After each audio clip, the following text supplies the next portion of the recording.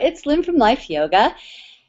Hey there, Lynn from Life Yoga here. Welcome to Transformation Talk Got Flexibility. Super fun subject today.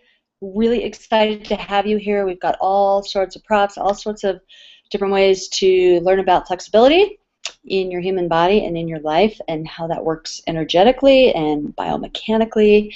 And it's just very, very exciting. So if you haven't been here on Transformation Talk before, we do this every week at noon, pretty much regularly. The broadcasts run for a week here, so you can watch it all week long, rewatch it, send your friends to it, let them check it out.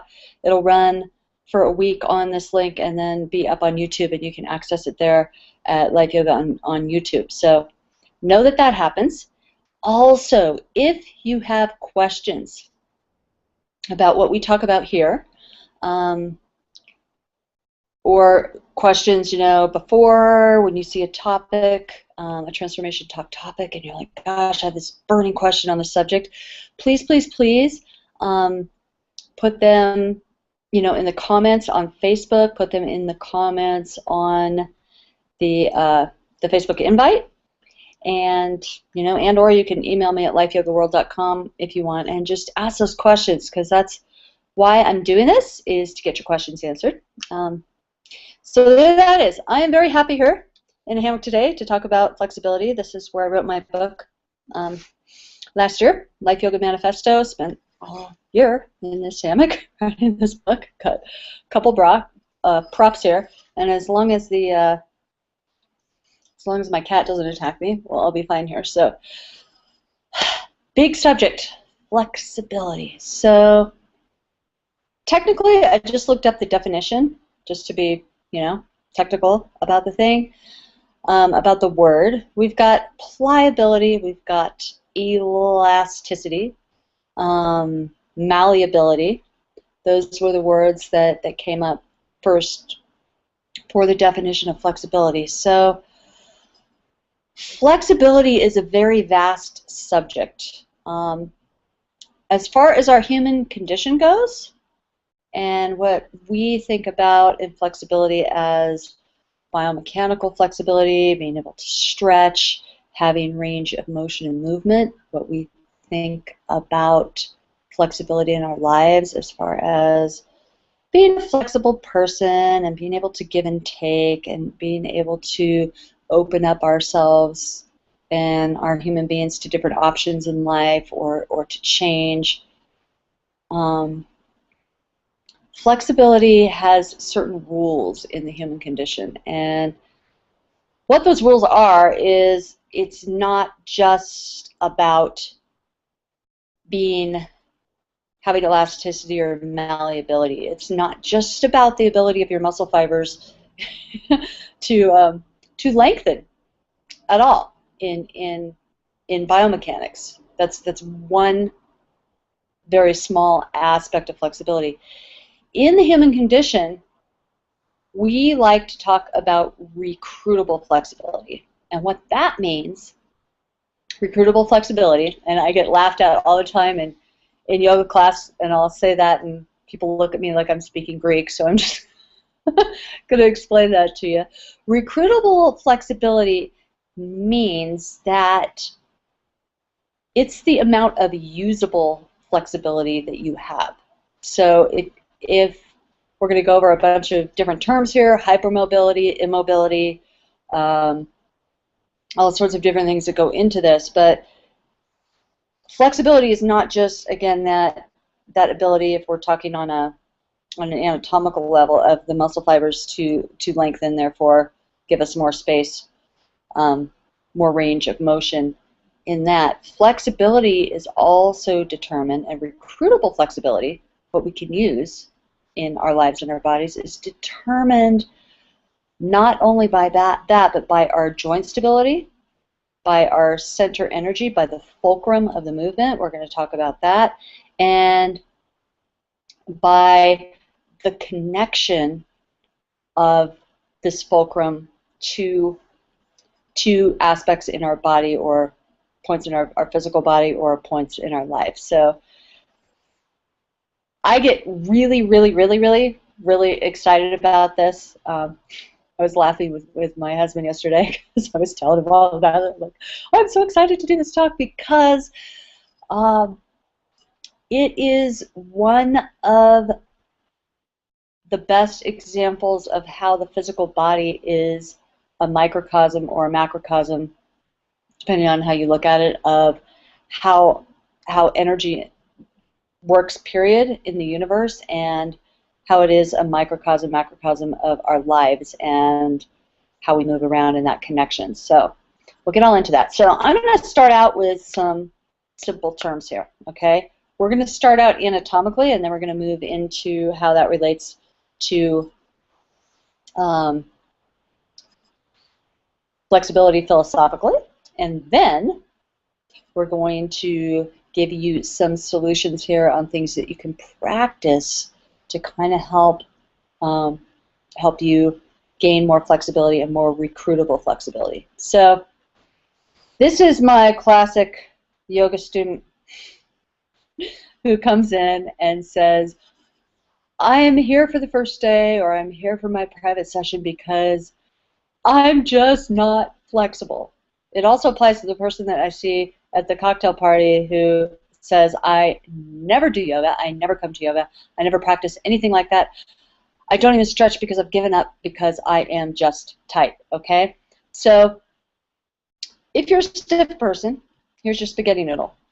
If you watch the forward bending asana video that's up on YouTube and on my website, this will make sense to you. So if you're a stiff person, right, and there isn't any elasticity here, right, when we bend this, right, it eventually is going to break someplace and create a fulcrum for itself. So if you're really stiff and we're bending, that's saying a forward bend, for example, or whatever you're bending, and there's no pliability, right?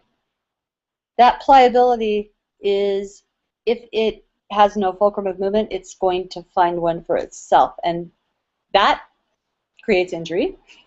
That creates a lot of things that really don't work. So you'll notice now, if I have a fulcrum of movement, right? Once I have that fulcrum of movement, I can begin to have a place to create more recruitable flexibility from. If there is no fulcrum of movement, energetically or biomechanically, that is functional, nothing is going to stretch. If I take this here, right, and I don't have this fulcrum from here, and I take this, and this doesn't go anywhere, when I bend up here, boom, that guy's going to break, right? Then you're going to be, again, creating another fulcrum, another injury where it doesn't need to be. So let me just define fulcrum of movement here. This is the center point from which movement happens. So you need to know this before we can even talk about muscle fibers, really. There's a point where, just like I did with the spaghetti noodle, where something moves from. If it's my wrist, I'll show you my wrist here. Woo! My fulcrum of movement is this joint here. Boom. So this fulcrum of movement in a wrist, because it's a gliding joint, only has up and down. Some of us have more or less. Some of us have ones that go way back there. I don't really do that anymore. They used to. And then we also have a little range of motion sideways from this fulcrum. But everything's moving from this joint, okay? If we look at, one of my favorite things, got the bowl, ball and socket joint, right? You have, this would be like your shoulder or your hip. I had a better bowl that was smaller, but I think somebody fed something to my cat in it, and I can't find it. Little cat ball here. So in here, in a ball and socket joint, right, say this is the head of your femur or the top of your humerus, so big leg bone, top of the big leg bone in the hip socket, or top of the big leg bone or big arm bone in the shoulder. It's actually a shallower bowl in there. However this sits in here, right, and however this attaches in here, however tight or loose that is, determines the fulcrum of movement. Does that make sense? So if your joints are tight and you're strung tight, you have less range in your fulcrum of movement, which can be an issue. If you have arthritic issues, things in there that, you know, keep your joint from moving, that creates less option for recruitable flexibility, right? If the other is true, and this is very, very common in yoga, one of the biggest injury issues in yoga, cannot stress it enough. I think more of my clients have hypermobility issues than they do immobility issues. Immobility, again, everything's tight in here, and this bone, if I have a bone coming out from here, I'll even use my spaghetti glue to attach to the ball and socket. If this doesn't move as much, this has less range of motion, right? If this moves a ton in here and rolls all over the place, we have a huge range of motion, sometimes which goes beyond what is safe for our musculature of our physical body to handle, for the structure to handle. So, if you are a hypermobile person, what happens? So, let's look at what holds this guy. I'm looking at it, I'm not showing you. In the fulcrum movement. So we're just using a ball and socket joint here because with a bowl and a thing. Ball and socket joint to explain it because it's the most, these are, number one, shoulders and hips are the most common places for immobility. Your hamstrings, you know, you guys think it's all about your hamstrings and how tight the backs of your legs are and how that doesn't move. That's all due to your hip socket. So essentially. So this ball and socket joint, right, on a human, is controlled by two things. Okay, we have what we call the connective tissue, the labrum around there that kind of sits around. It's this tissue that kind of sits around and does its best to hold everything in.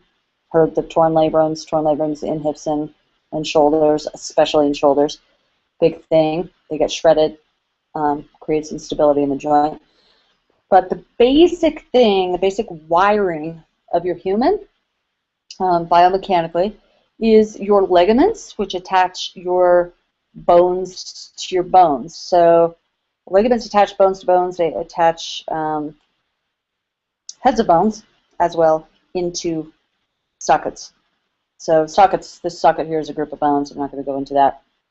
It would be your pelvis, bowl of the ischiums there, or ilium, sorry, iliums if it's a hip, and a bunch of things in the rotator.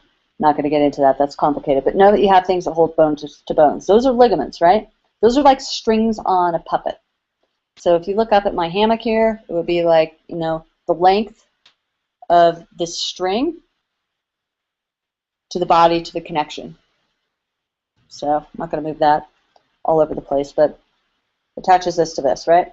And this to this. So if your structure has ligaments that are tight. Now ligaments are interesting because they don't spring back and forth like a muscle fiber. We don't use them like that. They are basically connective tissue that stretches a little bit and it doesn't spring back to where it was. So if you have really tight connective tissue, right, like we talked about, this guy is going to be in here rolling around. He's going to be very stable, but he's not maybe going to have so much motion. If you have loose connective tissue, this dude's floating around in here everywhere, right? So what happens in the case of that, and then we also have, before I totally explain that, we have ligaments as well, which connect our musculature to our bone. So if the tendons connect your muscles to your bones. So ligament connects bone to bone, tendon connects muscle to bone. So if the muscle is connected here, right, and that tendon, again, is long, tendons as well, not so pliable, you stretch them out, they don't go back so well, they don't do that, they don't have that function. If those are really long, that's going to create a lot of instability. So what happens in people who are hypermobile, who have these really long things, and this is all long tendons and ligaments, and this is all not really holding this in the joint, what happens is the musculature in functional movement, in recruitable flexibility, has to work 10 times harder, right? 10 times harder to get um, to be able to just stabilize this in the joints so that it has a place to move from, so that it has a fulcrum of movement. Otherwise, this is flying all over the place. So you guys who, for instance, go to a lunge in a yoga practice, say you're a yogi, if you're not, you'll still sense that. If you're hiking or something, your leg will kind of go from side to side. You have a harder time finding stability in your movement. Chances are, if you're hyperextended as well, joints straight and beyond straight, chances are you are hypermobile, you've got lung ligaments, you've got that going on. That's Scandinavian people a lot. One of them here. When you have hypermobility like that, it takes a lot more for the musculature to hold stuff in the joint, in movement. So what happens with that is that a lot of people who look really flexible, you go to yoga class, and they're all kicked back and flexible and hanging out, and you're a tight person, and you go up to them and say, oh, you're so flexible, they look so flexible, and they're like, oh, no, I feel so tight, everything hurts. If you're one of those people, you're hypermobile. So your route to flexibility and recruitable flexibility is a different one than somebody who is strong tight. So say you're the guy that's strong tight, right? And this is in here, and it's fixed, and there's not a lot of mobility in the joint, right? And we can't get that fulcrum of movement like I showed you with the spaghetti noodle. There isn't even a big range from the fulcrum, that center fulcrum of movement. In your musculature, what happens then is if we can't get the right angle, right, we can't even get to the angle to stretch the musculature, to get those muscle fibers to stretch, then we keep pulling on the joint all the time. And that's why, for instance, men, especially with tight hamstrings, with immobility in their hips, tend to blow a lot of discs in their back because they don't have the right fulcrum of movement to move from, and they start trying to stretch things, way out of here. If this is stuck way in here, and this can't really, well, not showing that very well, this can't really move around, right? And we start pulling on it from the other end, again, like the stiff spaghetti, something is going to give.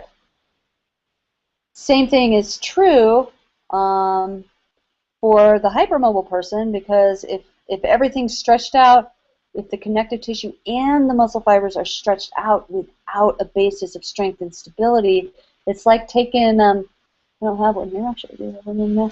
It's like taking this limp piece of string, right, and just kind of, it'll go anywhere, right? It'll go anywhere, it'll do anything, but you can't do anything with it. Now, if we take this, right, just like the hammock I'm sitting in, where my behind is actually where the fulcrum of energy is working here.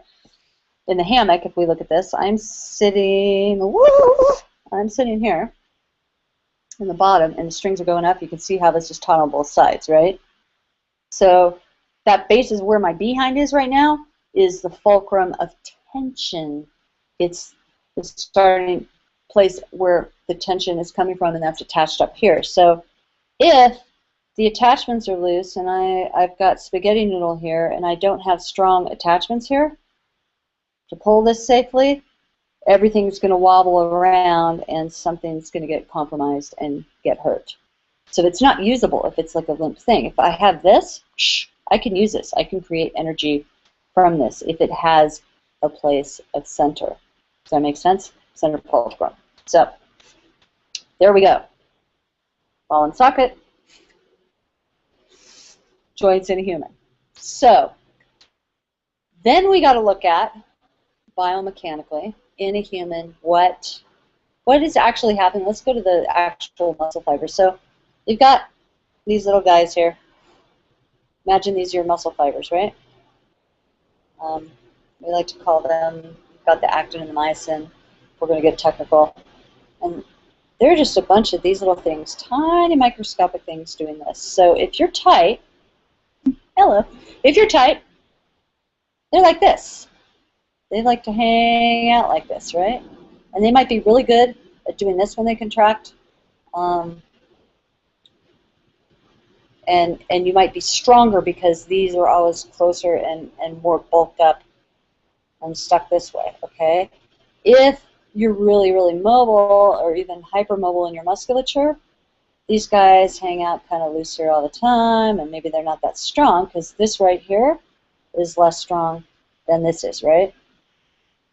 So what we want to do is create the strength, right? We want to be able to go to here, or we want to be able to be out here. This is what we call eccentric contraction in muscle fibers, meaning that they're lengthened and they're also contracting, they're straightening. So this is what the stabilization, stabilizers in your body, if you've heard of stabilizers, what stabilizes your skeleton, these guys are actually generally lengthening and just holding in a lengthened, working in a lengthened state. If you're somebody who's really tight and you have a lot of fast twitch as well, fast twitch, you're probably good at jumping, you're good at sprinting, you're good at those things. Yoga is really challenging because every time you get into a stretch, you do this and you start to shake. This is going to be tighter, technically tighter muscle fibers. So what we're looking to do with them to get recruitable flexibility is allow them to be out here in eccentric contraction and be strong. Because if it's strong out here, and this is working, when it comes into here, it becomes even stronger. If we can't even get out here, right, to where that flexibility is, if we can't even get to where we can stretch them a little bit, then when we come to pull in, we don't have as much inertia, right, because we're only going from here to here. But if we take all that strength, we go out here, and we have all that inertia. I'm calling it inertia. It's kind of an odd thing to call it, but we have all of that going this way. It's going to be stronger when it fires. So a lot of different things. We get into neurological system, right? Because the neurological system, you're alive because you breathe, life yoga, just got to say it. Alive because you breathe, your breath controls your neurological system, subconscious neurological system, which controls everything about you, every thought you have. It controls how your muscle fibers work, how they contract, how they release. That's just how it is. Science controls the subconscious. So how you are breathing is actually controlling your flexibility more than anything else, because I'm going to give you the reasons and then we're going to explain it, okay? As you're breathing, as your breath controls your subconscious nervous system, it is controlling how energy releases into the center of your human being, to the fulcrum of your human being, right? Neurologically, probably the best way to explain that. And that's controlling how everything in your flexibility and in your human body and your strength and your firing works. So we're going to work at this backwards. So if this is your muscle fibers, right? In order for these guys to move, they have to be fired neurologically. It's a long, involved process. I'm not going to go into the insane science of how, you know, calcium, magnesium, all of that stuff, what it takes to get a muscle cell to fire. But, you know, if you're somebody that cramps up and you've already had that lecture, certain things are required for muscles to fire. We're not going to get into that. But the nerves must fire the muscle fibers. Okay, so that has to be happening. Because the breath controls the subconscious nervous system, which controls subconscious firing and conscious firing, right? That all goes back to how you're breathing to begin with, to start there. So if you got these guys here, right, and this is my famous last words, you know, if you guys are stretching or you go to yoga class and stretch, you're a stiffer person, sometimes more of a hypermobile person with not a lot of strength. You go into yoga class or maybe into your stretches at home or whatever it is, and you get to a certain place and everything starts to shake. And your legs shake and you're like, ah, I'm shaky. And, you know, a lot of the time, you know, the teachers will say, well, don't push so hard, you know, don't work so hard. And you're like, I'm not really pushing, I'm just shaking, and everything shakes. That is because you have positionally, somehow, put your muscle fibers in a place where they don't know how to fire.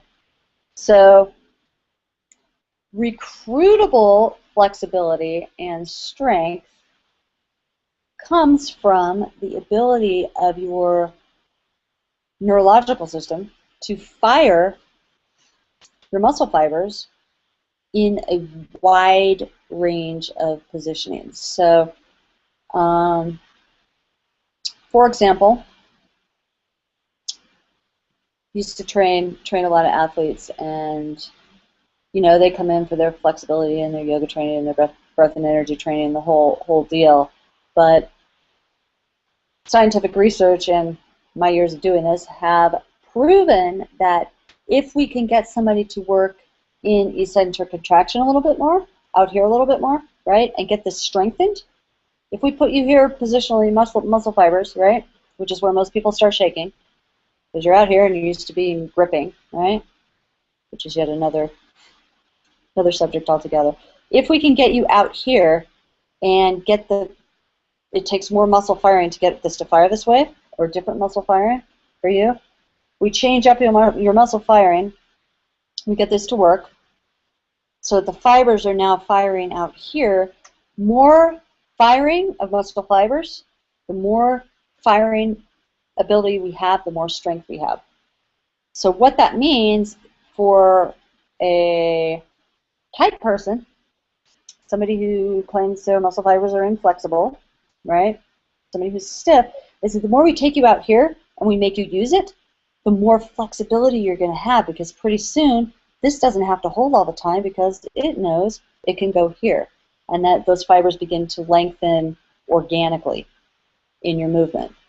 If you're hypermobile, right, and you're just hanging out here and you're like, wow, I can stretch, but when I have to go to a position where I'm stretched, I have no strength. Again, if we strengthen these and they're out here and we work with that, that in turn is going to give you more muscular strength, which again we talked about. You have to have that strength in order to keep, whoops, backwards, that fulcrum of the joint working, right? So that it's not flying off the handle and all over the place, right? You got to do that. So that's going to give you more recruitable flexibility. So without going into details on postures, I'm definitely going to get into that on here on Transformation Talk pretty soon, talking about physical postures and how we can create some change there in different ways. Pretty soon, without doing that, that is the basis of how your flexibility works anatomically. Breath controls it. So if you are holding your breath, this is especially true of aggro-type people who go to yoga class who really, really just try to do everything they can to get something to stretch. If your nervous system is not in release, meaning that you're not exhaling, releasing, and then moving, that's yet another video. You can watch that lifeyogaworld.com website. There's a video on there called Exhale. Explains how breath and nervous system works. If you are holding your breath while you are stretching, it's like an oxymoron. You are not going to create any change, because the holding pattern in your breath tells your subconscious nervous system to hold, which tells all the muscle fibers to hold on and not move. It's just how it works. So everything starts with the breath. I'm doing a little bit more explaining about how the mechanics of it work today, but really the basis of that is the breath. And if you haven't watched those videos or read the Life Yoga Manifesto, you need to go do that. Life Yoga Manifesto is on Amazon.com right now. That's the book I wrote in this hammock. Actually, another hammock. But it's up there. You can check that out and do that. You can also, I think, opt in at the bottom of this video and get the first 5 chapters free still. So anyway, check those things out if this is kind of Greek to you. Got a few more minutes here, partly because my battery's going to in just a second or two, in about 5 minutes, but got a few more minutes to talk with you. So taking all this biomechanical information here, release into center with the breath and energy, release into the fulcrum of movement to create flexibility. Having stability, flexibility requires stability. So as human beings, get this one, we've all been there. If you don't know what you want, and you're really flexible, and you go everywhere, and you just do everything that everybody says, and you go through here, and there isn't that stability of who you are as a person, psychoenergetically, if we want to talk that way, in your human, if there is not the feeling in your subconscious nervous system, subconscious feeling and knowing, and in actually your physical body, that you are stable and you have a point to move from, and someplace out here to, if you're not an expansion from the center out, if it's not moving from the fulcrum out to whatever it is, you can be as flexible as you want, but what's going to happen is you're going to end up going around in your life like this limp piece of string. Not because you necessarily want to, or you want to be aware of that. It's just going to kind of float around and nothing happens, and you don't get anywhere. And you're, I call that, you know, hypermobility of your human being, because if it isn't centered and it's not focused, we can't really manifest anything. We could be flexible to anything, but we're just going to kind of float around and eventually become uncomfortable and unhappy with that when we're not stable. So flexibility in your human isn't necessarily about just thinking and being in, wow, I just need to flow like a river, and I need to do this. Because while that makes sense, most of the time that we are inflexible, right, as human beings, is because the center, right, same thing as the spaghetti in the joint, because the center fulcrum of movement that we're moving from is either unstable or it's rigid. So those are things to look at in yourself and being with yourself. Are you really fixed as a human? Do you allow yourself the capacity to find flexibility? Now, rigidity usually comes either one of these things in your neurological system. If it's very fixed neurologically and you always go to the same place and you come back to the same spot, if you're that's your type, and you can, you know, be with yourself as much as you want on that. Your physical body a lot of the time is a reflection of that, so you can look at how you stretch, how you try, your biomechanics a lot of the time. That stiffness in the physical body a lot of the time is manifested in the physical body as a result of how the subconscious nervous system is wired. Because again, if we're holding all the time and being rigid and holding our breath and, ow, my cats are talking to me, deciding how things are all the time and holding our breath and being fixed in what we want, that transfers through our musculature, which makes us tight. So even if you're hypermobile genetically and your connective tissue is loose, you may feel really, really tight. And a lot of that time, that is inflexibility in your human. That's going to cause that. At the same time, if we have hypermobility in our human and we kind of float around and we don't really know what we want, we can't seem to get that, a lot of the time, number one, that can manifest physically somewhat. It will manifest still in a hypermobile person, that person with loose ligaments. It will manifest in the physical body as tension and physical holding, because we don't know what we want, because like our joints that are loose, our human being is not grounded in center, and there is no center fulcrum for movement to come from. So then we end up like, again, like a piece of string. So noticing in yourself, if you have that fulcrum, do you have a center place where you're moving from? And go to that center place. Again, that's all of the breath and energy transfer work. Please, you know, you can go look at lifeyogaworld.com there at the Wheel of Life. If you look at the tools section at lifeyogaworld.com, Wheel of Life, self-explanatory pretty much on that. Center energy, everything comes from the center. It moves out and through and comes back to center. That's biomechanics, quantum physics, the whole tamale. Your ability to be flexible is determined by how grounded you are in your human being. And a lot of different ways to access that. Again, that's a whole other video, whole other subject, but that's what we base all this stuff on. I don't know if you guys are seeing my battery sign, but it's up there because it's about to go. Don't have access from where I am. So I hope this is helpful. Technical things for stretching. I'm just going to run that really quick, give you a review on that. Inhale, exhale, then engage energy, then move. If you're hypermobile, make sure you are engaging muscularly in your stretching so that you're not hanging around like a limp spaghetti noodle, because nothing is happening to your muscle fibers.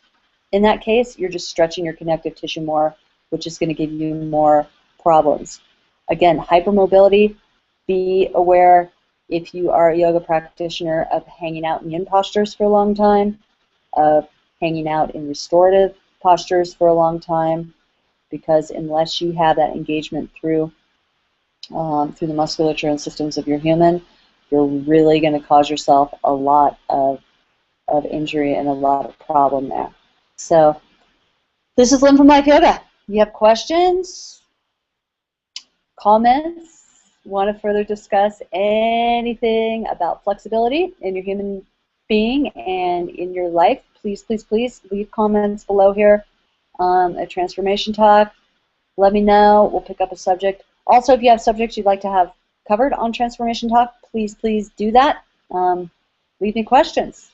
Love to review your topics as well. I hope this has been helpful to you. And if it has been helpful, please tell people about this. Sometimes it's difficult right now with how Facebook is to just get all of those invites out. I'm still working on that because I have such a vast following. Sometimes I can't, as far as Facebook invites and that kind of thing, I have many times been unable to get the invite to get out to everybody, so I start picking and choosing. So please send people here. This will be up all week. Come back, review it, and let me know if you have questions, and I will be sure to answer them. Have a great, great day. This is Lynn from Life Yoga. I will be seeing you soon.